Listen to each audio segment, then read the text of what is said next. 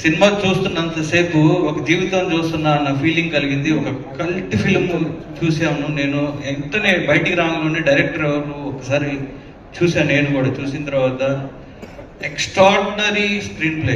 ఈ మధ్య కాలంలో ఒక మంచి కథని చాలా చాలా బాగా చాలా జెన్యున్గా చెప్పారు.